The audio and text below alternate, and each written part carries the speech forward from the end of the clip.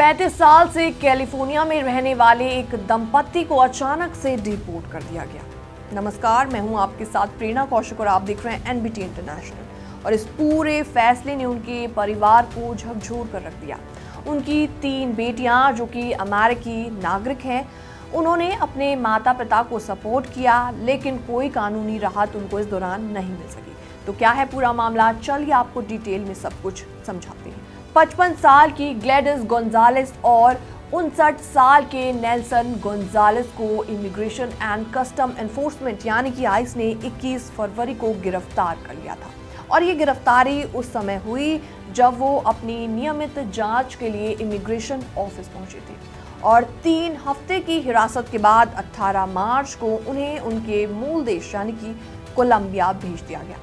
उनकी बेटियों ने गो फंड मी पर एक पोस्ट लिखा, लगभग 4 दशकों तक हमारे माता पिता ने यहाँ अपनी जिंदगी बनाई, हमें पाला पोसा, अपने समुदाय की सेवा की और हाल ही में अपने पहले पोते का स्वागत किया। अब उन्हें अपराधियों की तरह हिरासत में ले लिया गया और निर्वासित कर दिया गया। ये अन्यायपूर्ण फैसला हमारे परिवार के लिए एक गहरा सदमा है।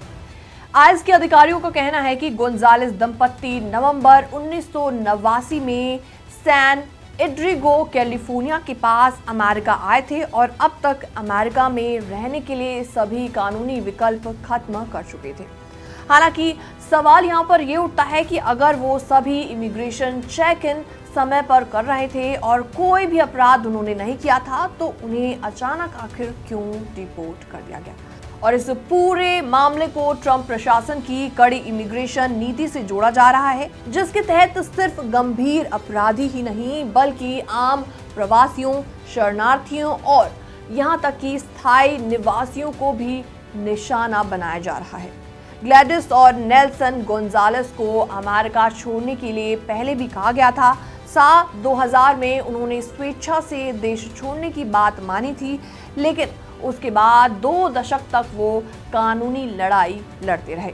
अमेरिकी अधिकारी मानते हैं कि कई अवैध प्रवासियों को मानवीय आधार पर या फिर अन्य कारणों से अमेरिका में रहने की परमिशन दी जाती है, लेकिन इस मामले में ऐसा क्यों नहीं हुआ, ये फिलहाल स्पष्ट नहीं हो पाया है। फिलहाल आगे क्या रास्ता होगा, ये भी बड़ा सवाल है।